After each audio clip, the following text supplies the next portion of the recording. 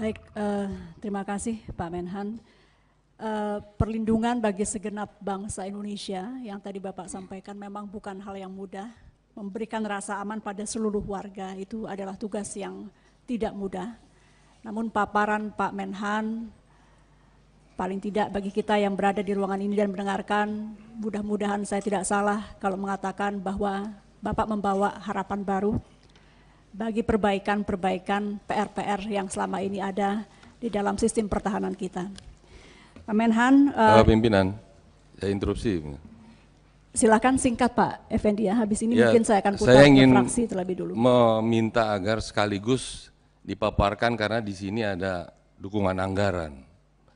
Tapi saudara Menhan tadi tidak menyinggung, hanya visi misi dan itu juga masih visioner. Ini dukungan anggarannya seperti apa? Karena di sini ada Menhan. Tolong disampaikan, jadi ini menjadi bahan kita bahasan di dalam rapat kita pada pagi hari ini. Terima kasih. Ya, saya Pimpinan, itu termasuk pimpinan, pimpinan, pimpinan. Baik, Pak Menhan tahan sebentar, Pak Tamliha silakan. Sesuai dengan kesepakatan rapat pimpinan Kapoksi untuk hal anggaran nantinya dalam sistem yang tertutup. Terima kasih. ya, saya kira demikian. Jadi saya katakan mengenai yang rinci, yang bersifat teknis dan anggaran, saya mohon tertutup. Kita akan sampaikan, kita akan bahas. Saya kira demikian. Terima kasih banyak Pak Menhan. Sebentar pimpinan. Ini tapi ininya terbuka, bagaimana tertutup? Ini terbuka ini pimpin. Ya, nanti kita akan sampaikan. Sebentar, selazimnya Menhan itu menyampaikan apa yang menjadi program kerjanya termasuk dukungan anggarannya. Bahwa nanti misalnya kita ingin bahas di tertutup, yaitu kesepakatan kita. Tapi di bahan ini sudah terbuka, Saudara Menhan. Terbuka ini semua udah kepada Komisi 1. Ya? Tapi terbuka kepada Komisi 1, tapi kita tidak terbuka kepada umum. Ya, bagaimana kita menjaminnya ini sudah ada di meja dan saya tidak tahu apakah ini di sekretariat juga ada. Saya kira lebih baik karena ini juga kebijakan umum dan ini ada di APBN kita, disampaikan saja bahwa nanti ingin Saudara Menhan ingin mencapai angka yang katakanlah sesuai visinya Menhan, ya baru kita masuk di tertutup. Ini kan sudah terbuka Pak, di APBN kita ada ini. 131 ini bukan angka rahasia Pak. Agar match saja dengan tadi yang disampaikan di program awal tadi. Ya, saya tidak ada masalah kalau memang mau disampaikan, kita tidak ada masalah. Pimpinan. Memang Siapa yang? Sebentar Pak Menhan, Pak Alimin silahkan. Terima kasih. Saya harus menyampaikan karena saya juga hadir dalam rapat pimpinan komisi tadi dengan pimpinan komisi. Nah, saya ingin juga ini tradisi ini juga betul kita akui juga. Rapat pimpinan ketua fraksi dan pimpinan komisi ini sudah memutuskan seperti tadi pada awal ini pembukaan seperti yang kita buka, kemudian ketika akan masuk kepada sesuatu yang kita memang anggap tertutup, kita bahas di sini. Ini keputusan yang kita buat antara pimpinan fraksi yang saya kira hampir semua hadir pimpinan fraksi Kapoksi waktu itu yang rapat tadi. Jadi agar rapat Kapoksi dan pimpinan komisi ini kita hormati juga. Terima kasih. Terima kasih Pak Alimin. Baik, kami langsung. Pimpinan, tolong dijelaskan di sini apa urgensinya, kemudian disembunyikan anggarannya. Ada apa sih? Apa plusnya bagi? Ini kan kita anggota. Ya. Enggak ada kedaulatan pimpinan proksi. Apa urgensinya itu kemudian disembunyikan? Oh, ini dipaparkan di forum atau ditutup dari awal nih rapat. Apa urgensinya? Dalam tata tertib, ya tolong dijelaskan ke kita. Pimpinan bisa membuka rapat, lalu di mana dirasa ada rahasia negara, maka pimpinan diperbolehkan untuk di mana menutup. Rahasia negara ini APBN kok? Ini APBN. 131 triliun ini APBN. Undang-undang sudah. 131-nya iya, tapi ya. Sudah Terus? ada angka-angka lainnya selain 131. Ya silakan kalau angka-angka lain kan kita ada mekanisme off the record atau dan sebagainya.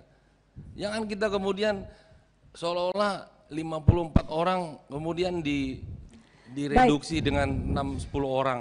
Nggak bisa.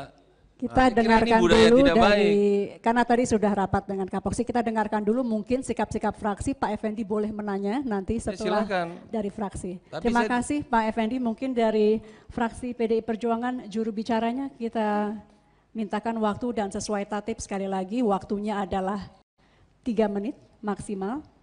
Dari fraksi PDI Perjuangan siapa yang akan menjadi juru bicara? Ibu Ketua, Silakan saya Pak kira Menhan. yang anggaran yang sudah disahkan tidak ada masalah. Kalau memang mau diulangi lagi, saya tidak ada masalah. Iya.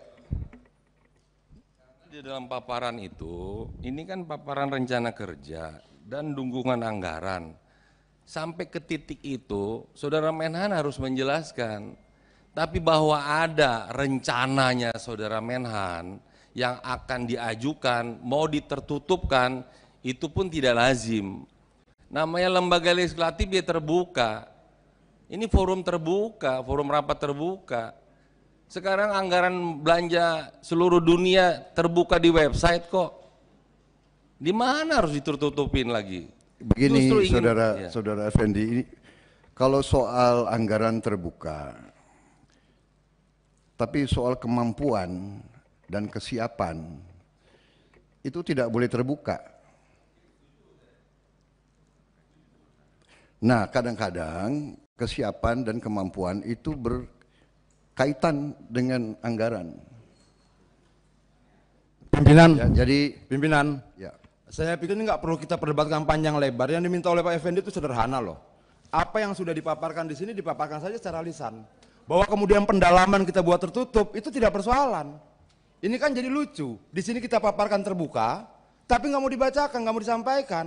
Jadi saya pikir tidak ada pertentangan besar di sini. Sampaikan saya terbuka dan Pak Menhan juga tidak keberatan kok. Kenapa yang lebih khawatir pimpinan dibandingkan Pak Menhannya? Terima kasih. Pimpinan. Pak Adian sebentar Pimpinan. ya, saya memegang tadi titipan dari fraksi-fraksi. Jadi saya harus tanyakan dulu begitu mekanismenya. Kalau fraksi-fraksi setuju silahkan. Tadi kan yang kita adakan rapat juga harus saya hormati, bukan saya mau atur sendiri. Semua sikap fraksi harus saya hormati. Jadi kalau memang ada permintaan demikian, saya tanyakan kembali kepada fraksi-fraksi. Bagaimana, apakah Pimpinan. ini mau silakan? Pimpinan. Saya 2 kali Menteri Pertahanan dari Purnomo sampai dengan Pak Riamizar. Begitu bicara anggaran, itu tertutup. Menteri Pertahanan kita yang baru, itu sudah semi terbuka menyampaikan pengantarnya. Biasanya begitu ditawarkan oleh pimpinan sidang, apakah rapat ingin tertutup atau terbuka, Menteri Pertahanan Purnomo menjawab, kalau terbuka saya tertutup, kalau tertutup saya terbuka. Riamizar juga begitu. Jadi oleh karena itu kebiasaan di Komisi 1, karena ini banyak sekali rahasia-rahasia negara yang tidak bisa anggaran ini dipaparkan kepada publik, sehingga selalu bersifat tertutup.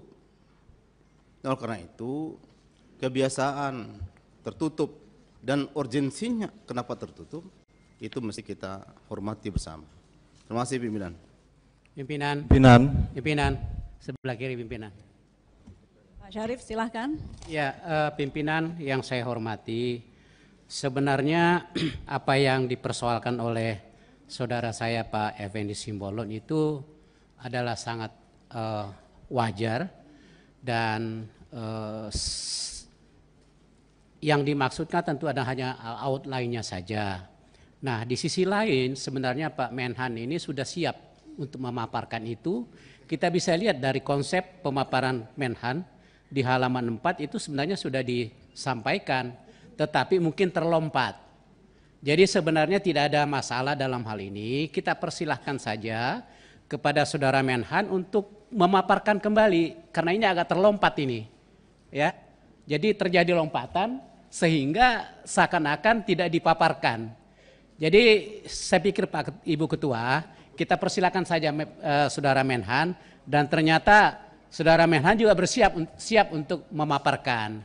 Nah, saya pikir ini lebih bijaksana Ibu Ketua. Terima kasih. Assalamualaikum warahmatullahi wabarakatuh. Waalaikumsalam. Terima kasih. Kalau disepakati, kemudian kita berikan waktu Pimpinan. kepada Kalau boleh saya menambahkan pimpinan, kita Fraksi sesuaikan Gerindra, dengan silakan. kesepakatan yang tadi kita ambil di pada saat Kapoksi berkumpul. Namun jika oleh rekan-rekan sekalian dirasa ada hal-hal yang perlu disampaikan, saya kira keputusan tersebut kalau boleh disampaikan diambil oleh Menhan karena beliau yang paham juga hal-hal mana yang seharusnya disampaikan dalam rapat ini secara terbuka dan mana yang tertutup. Saya kira itu. Terima kasih. Baik, terima kasih. Kalau begitu rasanya sudah sepakat semua. Pak Menhan silahkan menambahkan. Jika dirasa dalam paparan, karena saya belum cek keseluruhan paparan. Jika dalam paparan tersebut ada yang bersifat rahasia, mohon tidak untuk disampaikan. Pimpinan kanan. Ya, Pimpinan Pak interupsi. Budi, ini Ya. sudah diputus. Ya, gimana? Ya, Singkat usul aja. saja pimpinan. Kan tadi untuk mencari jalan tengahnya, baiknya kalau boleh kami usul, kan di sini di paparan mengenai anggaran itu ada di slide 8, 9, dan 10. Kalau 8 dan 9 ini kan sudah kita putuskan sudah menjadi undang-undang APBN. Itu mungkin boleh disampaikan. Tetapi di 10 sampai ke belakang itu kan ada rencana postur.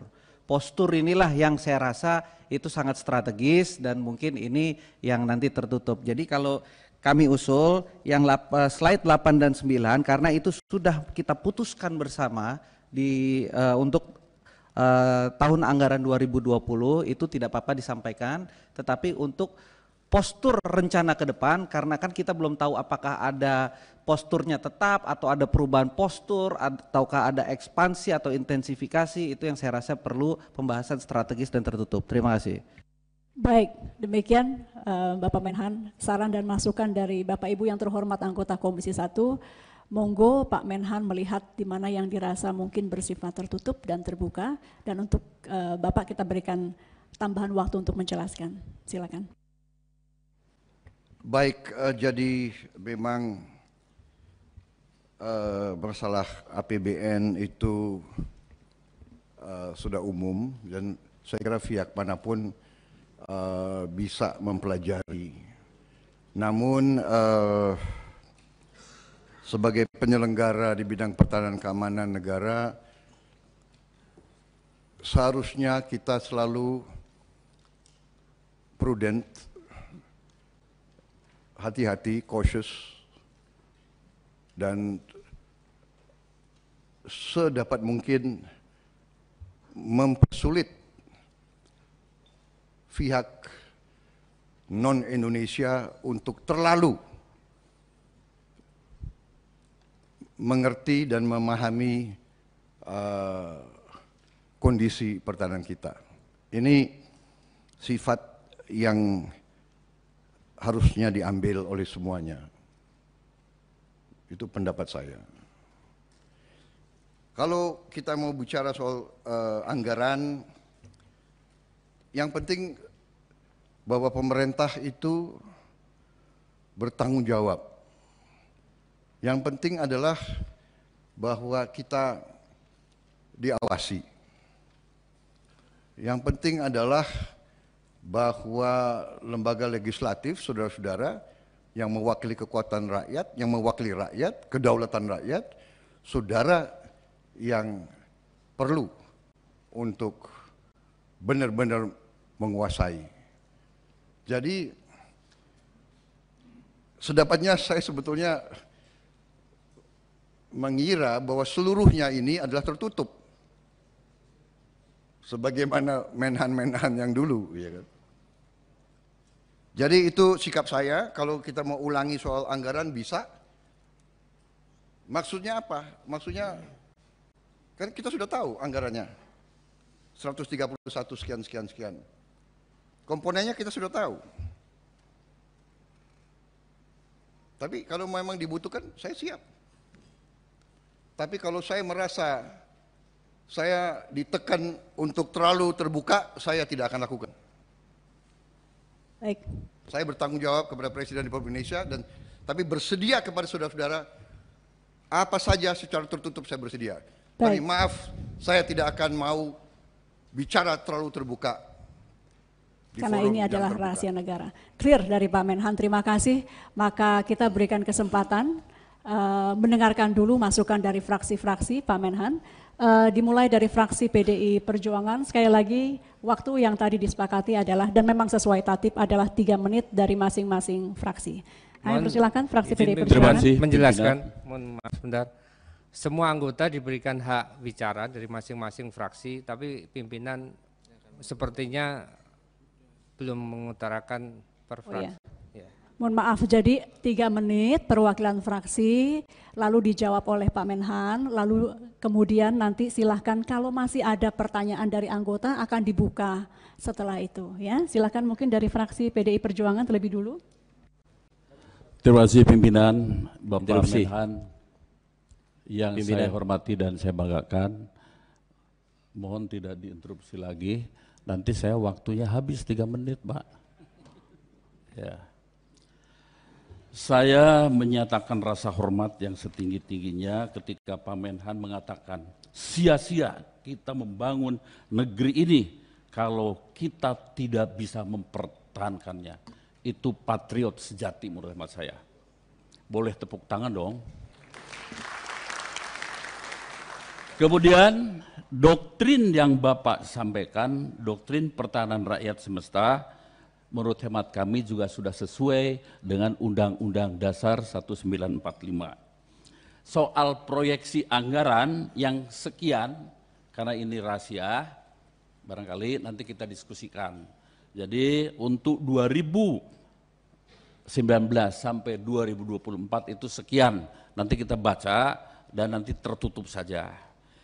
Tapi izinkan saya menyampaikan dulu ya, sebuah sekedar informasi saja, bahwa anggaran di dalam pertahanan itu selalu sama, berbasis kinerja.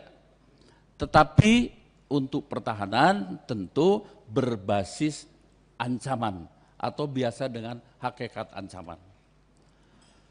Hakikat ancamannya besar, kemudian duitnya sedikit, mau bisa apa? Maka dibuatlah yang namanya standar penangkalannya minimum. Sehingga lahirlah seperti kita ketahui minimum essential force, harusnya maksimum essential force, kan begitu. Ya, tapi dengan bahasa yang rada-rada rendah ya sudah minimum essential force. Artinya begini, ancaman besar kalau kita duitnya sedikit, dan kemudian standar penangkalannya kecil. Tapi kalau duitnya gede, standar penangkalannya juga besar, begitu. Nah, sehingga kita tidak perlu ragu mengakui bahwa ancaman besar, duitnya kecil, standar penangkalannya kecil, tapi juga demi keselamatan negara dan bangsa harus mengatakan ancamannya besar, kami ingin standar penanggalannya yang besar, butuh duit yang gede. Dan yang namanya tegaknya negara kesatuan Republik Indonesia, menurut hemat saya tidak boleh lagi kita berbicara berapa, piro, sabaraha, apapun harus kita ambil menurut hemat saya. Sehingga kalau kita nanti berbicara untuk proyeksi ke depan, mungkin kita diskusikan saja secara tertutup. Itu yang pertama. Yang kedua, untuk ke depan secara tertutup mohon diformulasikan oleh Bapak Menhan, itu ancaman ke depan seperti apa. Supaya ekuivalen nanti dengan anggaran yang diperlukan. Dan standarnya seperti apa untuk nanti lurusnya ekuivalen membentuk postur pertahanan dan kemudian ke bawahnya lagi postur TNI atau para prajurit TNI seperti apa. Kan nanti besok kita sudah tidak lagi pakai senjata SP1 misalnya.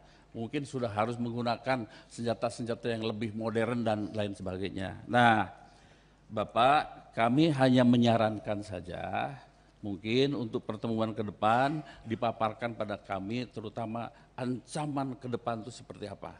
Lalu standar penangkalan yang ingin kita kehendaki seperti apa, lalu anggaran seperti apa. Kalau ternyata itu masuk akal, masuk logika, dan kemudian kita sepakati, ya kita tinggal laksanakan selama 5 tahun ke depan. Yang dulu, mohon maaf, kami membuat Renstra pertama 2009-2014. Bapak Presidennya Pak SBY dengan melalui Perpres, kemudian menterinya Pak Pur, kemudian Renstra kedua itu 2014 sampai dengan 2019, presidennya Pak Jokowi, kemudian Menteri Pertahanannya adalah Pak Ria Mijar. Sekarang 2019 sampai 2024, presidennya Pak Jokowi, kemudian Menhannya Bapak Prabowo. Baik. Tentu bukan sesuatu yang mati, bisa saja ada koreksi anggaran pasti berasal dari koreksi ancaman. Oke. Saya kira ini. Terima kasih. Terima kasih Wassalamualaikum banyak. warahmatullahi wabarakatuh. Merdeka. Pimpinan. Terima kasih Pak Jenderal Tubagus. Sedikit pimpinan. Kiri. Berikutnya dari fraksi Partai Golkar, Pimpinan, Bapak interupsi sebentar Ludwig. pimpinan. Saya minta ini tertutup pimpinan. Ya. Ya. Tolong ini tertutup. Kita ini dengan Menteri Pertahanan ini. Ya. Sedikit, terima kasih. Terima kasih. Bagaimana kalau saya ambil jalan tengah? Saya harus mendengarkan seluruh fraksi dan masukan. Jadi kita selesaikan pertanyaan, toh belum dijawab. Nanti ketika menjawab Pak Menhan, kita akan lakukan dengan rapat yang bersifat tertutup. Disepakati ya Pak ya? Jadi ini hanya pertanyaan fraksi saja dulu. Terima kasih. Berikutnya Pak, ini juga Bapak Jenderal Ludwig, silakan. Assalamualaikum warahmatullahi wabarakatuh. Selamat siang, salam sejahtera bagi kita sekalian, Om Swastiastu. Yang terhormat Menteri Pertahanan Republik Indonesia, komandan saya ini 3 kali nih Bapak ini. Masuk Gultor, beliau komandan saya. Saat kita membina SDM di Pusdik, komandan saya. Dan saat kita membangun kekuatan Kopassus, komandan saya. Jadi artinya di sini saya tidak ragukan lagi komitmen beliau untuk membangun pertahanan Republik Indonesia yang kita cintai. Yang saya hormati Wakil Menteri Pertahanan, Sekjen, Irjen, para perwira dan staf Kementerian Pertahanan, Ibu Ketua, para Wakil Ketua dan teman-teman sekalian, anggota Komisi 1 DPR RI. Pak Menhan, terima kasih atas paparan. Biasanya yang paparan saya, sekarang Bapak yang paparan sama saya. Alhamdulillah Pak. Kita tahu bahwa sistem pertahanan negara adalah sistem pertahanan yang bersifat semesta. Itu sudah disampaikan. Nah, pemahaman semesta ini sebenarnya tadi sudah disampaikan oleh pembicara dari PDIP. Kita itu pengertian semesta, rakyat semesta. Perang rakyat semesta sesuai dengan Undang-Undang Dasar 45. Tetapi ada yang ingin merubah seakan-akan perang semesta dengan alasan undang-undang internasional, perang internasional. Padahal itu menjadi kekuatan utama kita. Nah, dikatakan juga pertahanan disiapkan secara dini oleh pemerintah, diselenggarakan secara total, terpadu, terarah, berlanjut untuk menegakkan kedaulatan negara, keutuhan wilayah, dan keselamatan bangsa dari segala macam ancaman. Bapak Ibu sekalian, kita tahu dalam membangun postur pertahanan sebenarnya ada 2 pendekatan. Pendekatan yang pertama adalah threat-based planning berdasarkan ancaman. Kemudian kedua, capability-based planning berdasarkan kemampuan. Dan tadi saya juga setuju yang disampaikan oleh Menhan, kenapa kita tidak menggunakan filosofi civis pacem parabellum. Apabila Anda mau damai, bersiap-siaplah untuk berperang. Nah, Bapak Menhan, saya teringat saat Bapak debat calon presiden lalu, saat berbicara tentang hakikat ancaman, terus terang kami setuju dengan statement Bapak bahwa membangun angkatan bersenjata itu harus berdasarkan ancaman. Dan alhamdulillah kami sudah ketemu dengan Panglima TNI, kami sudah ketemu dengan Kabais, dan kami sampaikan tolong paradigma tentang ancaman itu perlu dirubah. Kalau dikatakan bahwa dalam jangka 10-20 tahun tidak ada serangan, terus apa yang kita harus bangun? Nah, itulah pentingnya, dan sekali lagi saya yakin pembangunan kita ke depan berdasarkan ancaman walaupun apa. Nah, sedikit saya evaluasi tentang minimum essential force terkait yang mungkin itu keluarannya karena pendekatannya capability based planning. Agak singkat, Pak. Ya, kami laporkan Pak Menhan, ternyata ini setelah kami menjadi Dirlat Gap TNI itu tidak benar. Kenapa? Karena angkatan perang dibangun dan diuji coba saat latihan tidak memberikan dampak buat seorang perencana pembangun kekuatan, dan juga katakan asrenum tidak mendapatkan masukan. Tidak mendapatkan masukan, kenapa? Karena bentuknya capability, ancamannya nggak jelas, otomatis kekuatan angkatan bersenjata dibangun juga tidak jelas.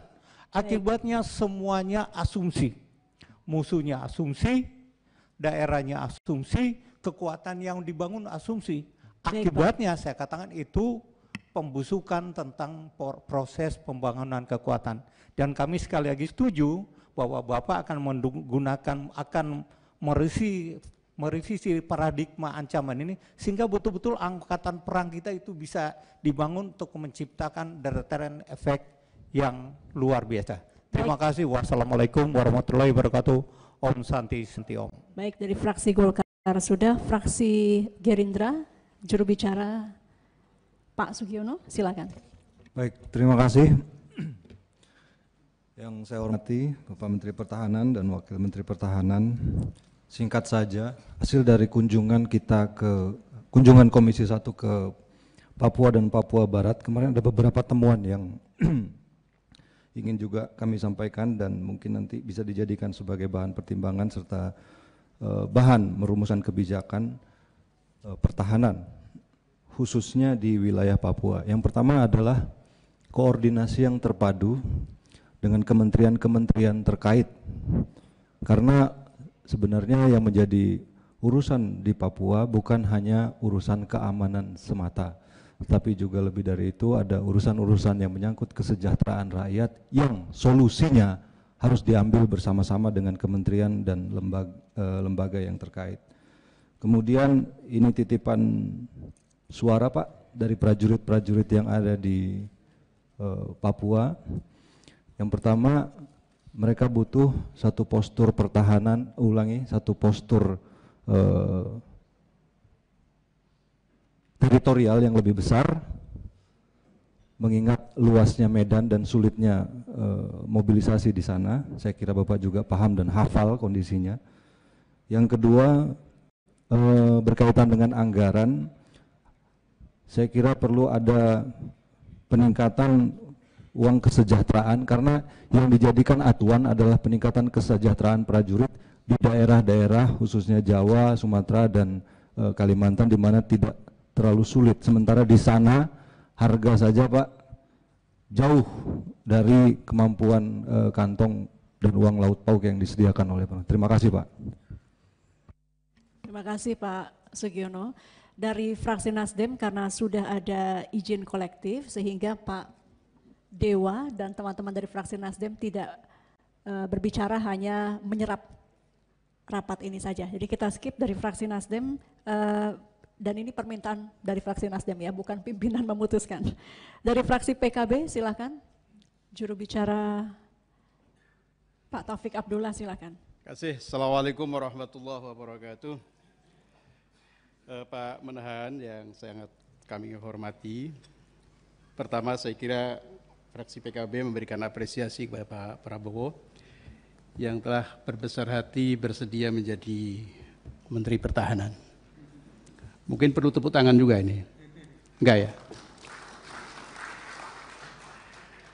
Yang kedua, saya kira yang sedang dihadapi oleh Kemenhan atau pertahanan kita adalah bagaimana kita bisa memenuhi minimum essential force yang tahap ketiga ini.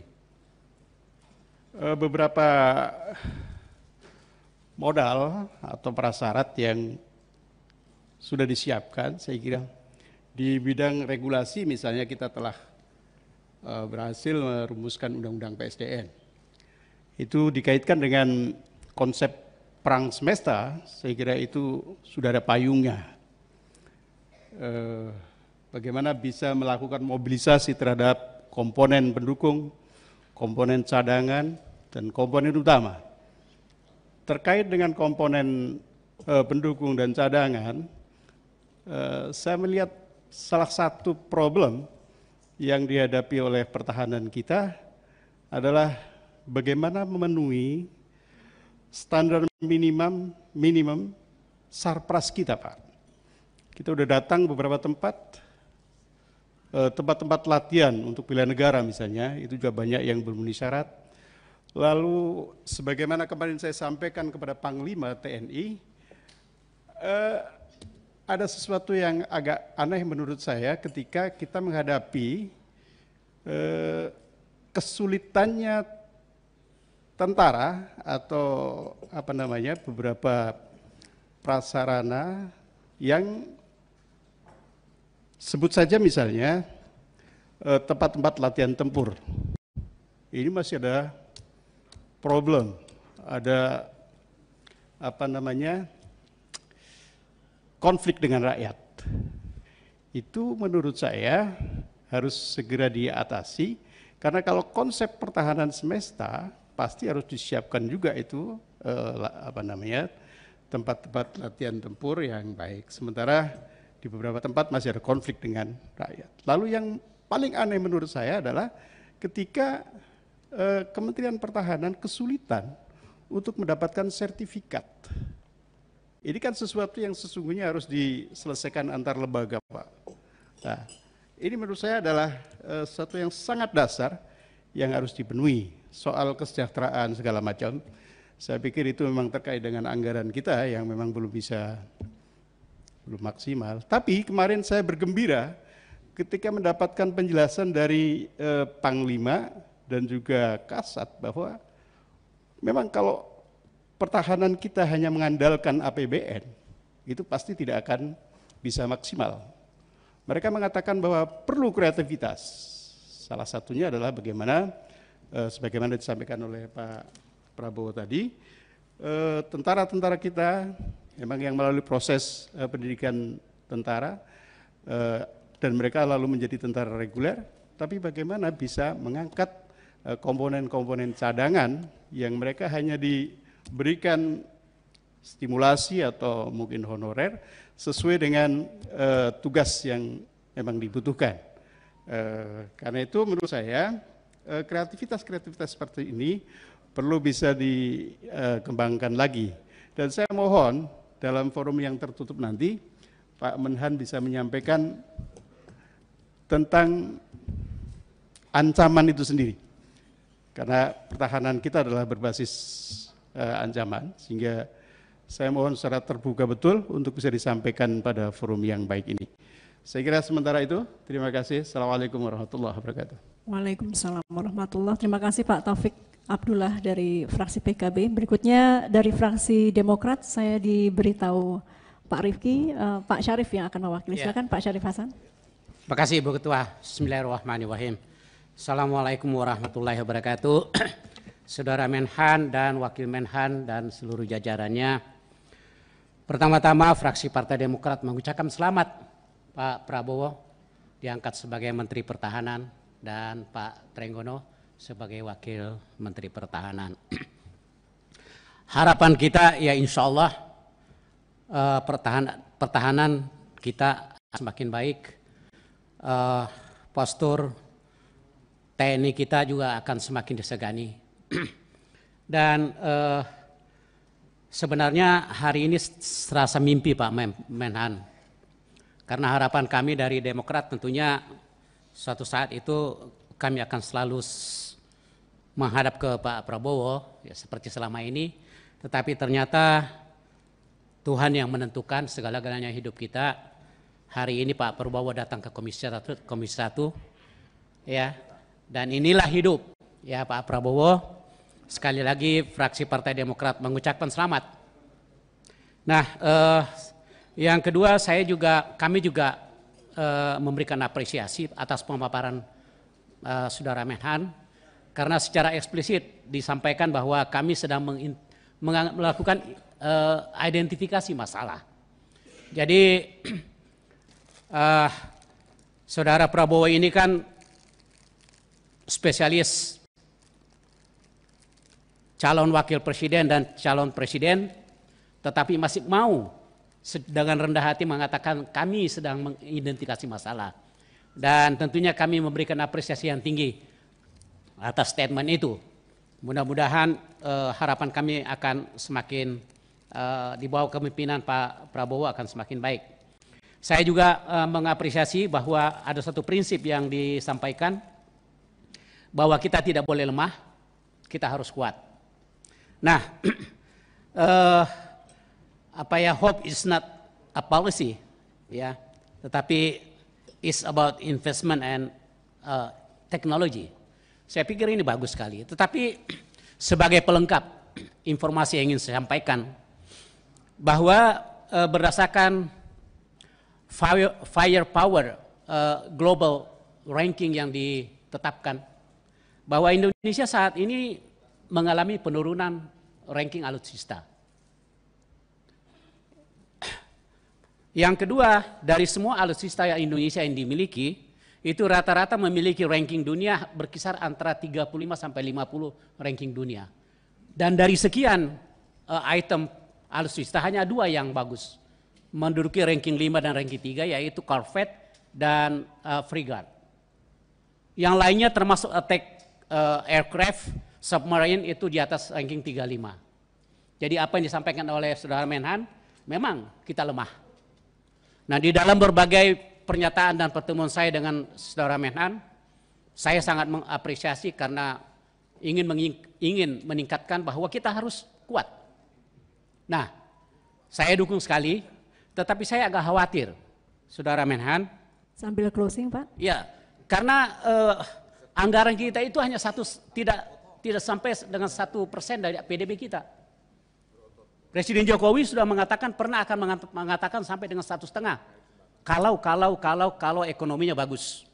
Dan yang terjadi ekonomi kita ke depannya akan semakin tidak menggembirakan. Nah, yang kedua yang ingin saya sampaikan, bahwa peningkatan anggaran tahun 2020 itu adalah kebanyakan untuk belanja pegawai.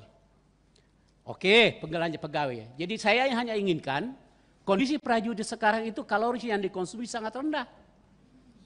Nah, tugas Pak Menhan yang baru, kalau bisa 7.000 kalori per hari. Jangan seperti sekarang, nggak bisa. Teknologi, kita nggak punya teknologi, sumber daya kita lemah, apanya yang kuat. Nah, ke depan saya hanya, karena saya tahu bahwa Saudara Menhan ini punya seorang visioner dan bertanggung jawab, apa yang terjadi kalau apa yang disampaikan Menhan ini tidak tercapai? Apakah akan tetap jadi menteri? Ataukah dan sebagainya? Baik. Ini kan baru, karena saya tahu betul Pak Menhan ini bagaimana. Terima kasih. Nah, terakhir. Oke, terakhir sekali. Ya, disampaikan bahwa Pak Menhan akan melindungi setiap warga negara Republik Indonesia di wilayah Republik Indonesia. Nah, pertanyaan saya, apa yang akan terjadi kalau kasus Papua di mana terjadi eksodus rakyat Indonesia, keluar dari daerah Indonesia, pindah ke daerah Indonesia? Bukankah itu menandakan bahwa kita gagal melindungi rakyat Indonesia? Nah, baik. Apa yang terjadi kalau itu terjadi lagi di masa era Saudara Menhan? Baik, itu Pak. Pertanyaan. Terima kasih Pak Syarif Hasan dari Assalamualaikum warahmatullahi wabarakatuh. Waalaikumsalam. Fraksi PKS, Ketua fraksinya langsung Pak Ustadz Jazuli, silakan. Terima kasih Ibu Ketua. Assalamualaikum warahmatullahi wabarakatuh. Selamat siang, salam sejahtera untuk kita semua. Pak Menhan dan Pak Wakil Menhan, selamat atas amanahnya. Mudah-mudahan Allah memberikan kekuatan untuk bisa melaksanakan tugas dengan sebaik-baiknya. Yang kedua, apresiasi atas paparan tentang keamanan dan pertahanan negara ke depan, mudah-mudahan ini bisa terwujud. Kemudian yang berikutnya adalah kami mendukung kebijakan Pak Menteri tentang alutsista. Selama masih bisa diproduk oleh anak bangsa, semaksimal mungkin kita gunakan hasil produk anak bangsa. Kita tidak anti asing, tapi kalaupun harus membeli dari luar, maka kita membelinya yang tepat guna dan tepat sasaran. Jangan kita membeli, uang sudah terbatas anggarannya, lalu kita beli dari luar tetapi penggunaannya tidak jelas. Itu yang kita harus hindari ke depan.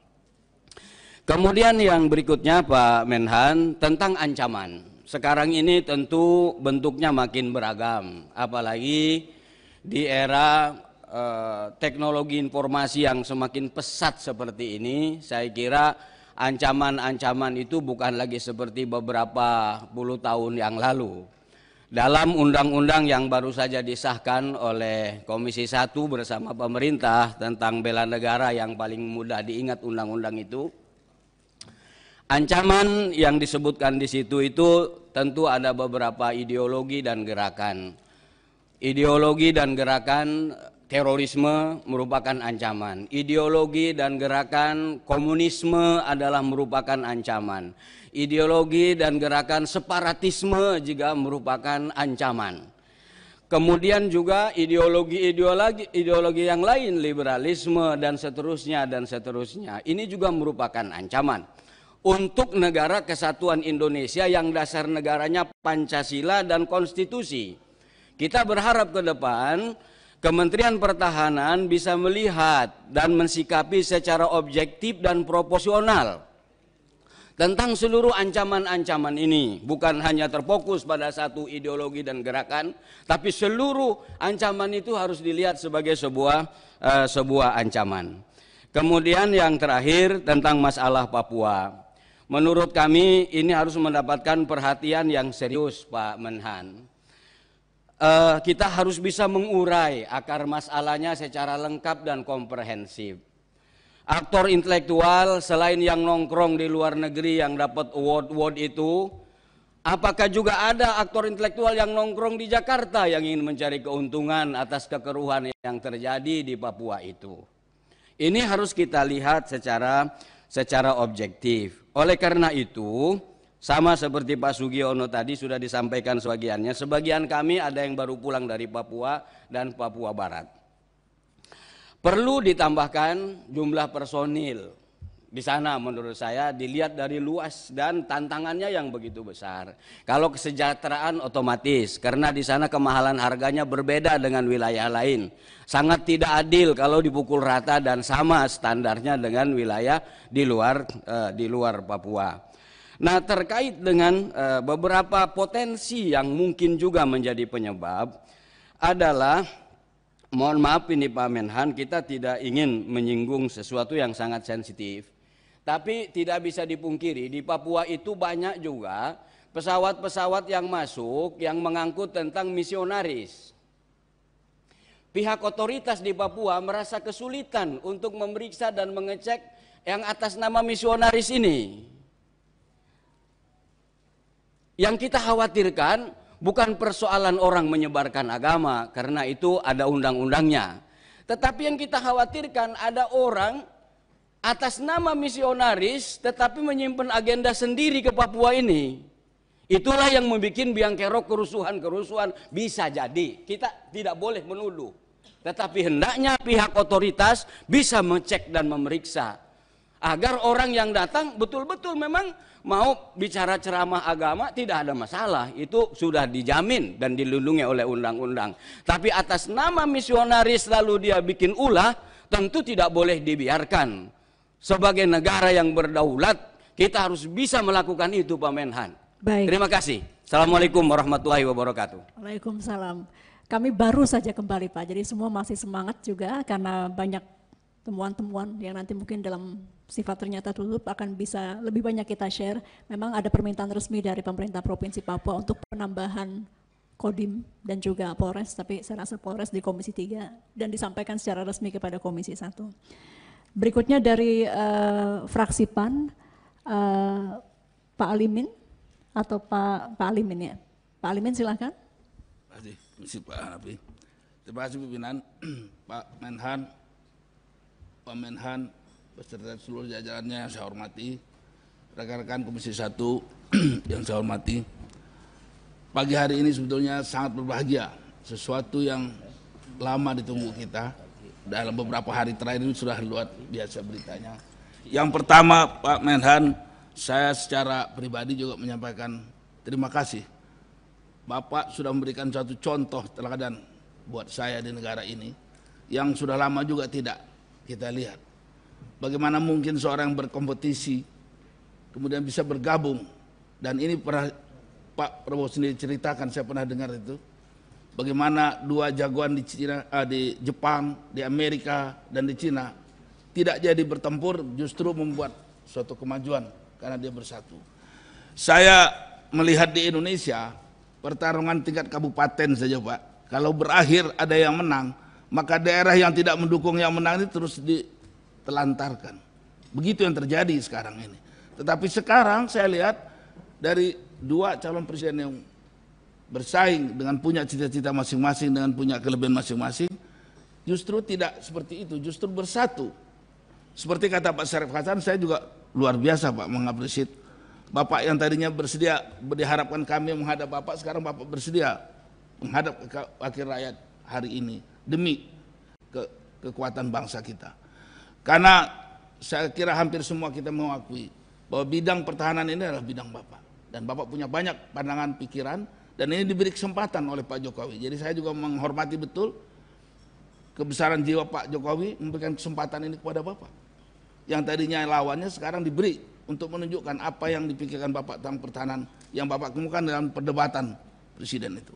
Jadi ini suatu kesempatan buat Bapak, dan saya lihat pagi hari ini saya betul-betul tambah semangat. Karena dari pokok-pokok yang Bapak sampaikan, menurut saya ini yang sebetulnya yang kadang-kadang kita ragu. Apakah menyusun pertahanan berdasarkan ancaman atau karena hope tadi? Atau doa tadi, semoga tidak ada negara yang mengganggu kita. Karena menurut saya yang minimum pun itu juga judulnya sudah minimum, tapi juga disampaikan direalisir juga dengan lebih minimum lagi. Dalam berbagai segi, termasuk kesehatan, kesejahteraan, apalagi alutsista. Bahkan beberapa alutsista yang kebetulan saya pernah jadi Komisi 1 yang lalu Pak, kita terus terang, ini karena tertutup saya berani mengatakan, masih terbuka, memberi hal yang mahal betul, ini suatu masih terbuka. Ya, mahal, tapi tidak bisa sesuai dengan negara kita. Saya kira kita bisa terbuka karena sebetulnya saya hadir juga banyak teman. Kita beli Leopard dan itu sulit untuk digunakan, dioperasikan di negara kita. Harganya luar biasa mahal. Ini kan sesuatu yang uangnya kita terbatas tapi juga tidak tepat. Jadi barangkali ini tidak boleh terulang lagi, dan saya berharap apa yang Bapak inginkan industri kita, ini kan suatu kemampuan kita yang harus kita bangun, apalagi sudah Bapak buktikan. Banyak produk kita juga dihargai, diakui orang. Kenapa enggak itu kita tingkatkan menurut saya. Jadi kalau memang betul Bapak ingin membangun pertahanan negara ini, inilah waktunya, dan mudah-mudahan bangsa Indonesia barangkali gilirannya akan mendapatkan suatu strategi membangun pertahanannya yang disegani oleh negara-negara lain, tidak seperti sekarang ini rankingnya turun terus. Terima kasih. Wassalamualaikum warahmatullahi wabarakatuh. Waalaikumsalam. Terima kasih banyak Bapak Alimin. Berikutnya fraksi P3 Bapak Saifullah Tamliha. Assalamualaikum warahmatullahi wabarakatuh. Terima kasih pimpinan, rekan-rekan yang saya hormati, Saudara Menteri Pertahanan Jenderal 08 yang saya hormati, Wakil Menteri Pertahanan yang saya hormati. Di Komisi 1 ini Pak, tidak ada anggota Komisi 1 yang politik anggarannya ingin mengurangi anggaran TNI dan Kemenhan. Dari tahun ke tahun itu selalu komitmen untuk politik anggaran itu selalu diberikan kepada Kementerian Pertahanan. Nah, terhadap hal tersebut kami perlu menyarankan selama Bapak 5 tahun menjadi Menteri Pertahanan, Bapak butuh anggaran sampai berapa? Sehingga setiap tahunnya itu bisa dianggarkan sesuai dengan grand design yang Bapak buat selama 5 tahun. Nah, di sini politik anggaran, Pak Menteri. Kalau Bapak ingin anggaran lebih besar, Bapak ke tempat Pak Jokowi. Dia pemilik anggaran. Menteri Keuangan hanyalah tukang bayar dan tukang utang. Kalau di sini paling nambah 3 triliun, 5 triliun. Kalau Bapak mau lebih puluhan triliun, nah Bapak ke Presiden sebagai pemilik anggaran. Yang kedua, tentu kami ini memiliki panitia kerja, alutsista, Pak. Nah, biasanya ketuanya itu Pak TB Hasanuddin karena dia tentara. Banyak hal yang perlu dikoreksi terhadap alutsista kita itu. Yang pertama, impor. Nah, bagaimana impor nanti itu bermanfaat bagi pertahanan negara kita. Jangan sampai Bapak impor kembali barang-barang yang tidak pas untuk wilayah negara kesatuan Republik Indonesia. Seperti yang disampaikan oleh Pak Lemin tadi. Leopard itu, Pak, beratnya 20 ton. Ditaruh di Pasuruan. Berapa? 60 ton. Hampir 60 ton. Itu, Pak, harus menggiring musuh ke Lumajang. Tidak bisa berperang di Surabaya. Lewat jembatan kecil runtuh tuh, Pak, jalan-jalan jembatan-jembatan yang dibuat. Tapi nanti ini agak dalam sisi yang tertutup. Dari 137 yang kita pesan, yang sudah datang 41. Nanti kita sampaikan dalam rapat tertutup.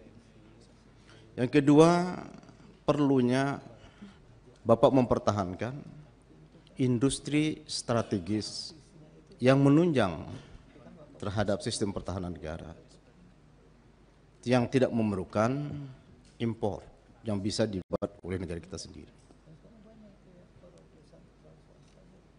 Kemudian yang terakhir, kami berharap kerjasama dengan Pak Menteri terus-menerus terjaga dengan baik, dan kami berharap Bapak Menteri bisa memahami, tentulah 54 anggota Komisi 1 ini berbeda-beda cara berpikir maupun pikirannya, dan secara bijak bisa kita share bersama untuk kepentingan pertahanan negara. Terima kasih pimpinan. Wassalamualaikum warahmatullahi wabarakatuh. Anggota Komisi 1 53, Pak. Jangan ditambah satu lagi, 53 anggotanya. Baik, demikian seluruh fraksi sudah. Pimpinan, sorry, saya interupsi sebentar. Ya, Pak Charles. Ini saya dari tadi agak bingung sebetulnya, pimpinan. Kenapa rapat hari ini formatnya kita buat berbeda dengan rapat-rapat lainnya? Kenapa harus spesial? Kenapa harus khusus? Karena ketika kita raker-raker dengan mitra dalam kesempatan seperti biasa, setiap anggota diberikan kesempatan untuk langsung bertanya pada sesi pertama. Jadi jangan sampai hak kita sebagai anggota dipasung di sini gitu loh. Saya nggak ngerti rasionalisasinya apa. Kenapa harus dibuat per fraksi? Ini kan kita bukan sedang fit and proper calon dubes, bukan sedang fit and proper KPI gitu loh. Jadi saya rasa kalau memang teman-teman sepakat, kenapa nggak kita buka aja? Kita buka supaya teman-teman anggota ini bisa bertanya gitu loh. Ya, kita akan buka, Pak. Kita akan buka, tapi ini supaya dijawab dulu sehingga mungkin ada pertanyaan yang sama dari anggota. Kalau sudah terjawab kan tidak perlu ditanyakan lagi. Jadi ini sesi pertama, nanti dijawab. Kalau ada pertanyaan lagi kita akan buka untuk anggota. Saya mohon maaf kalau tadi saya tidak clear di awal menyampaikan. Untuk saat ini seluruh fraksi sudah menyampaikan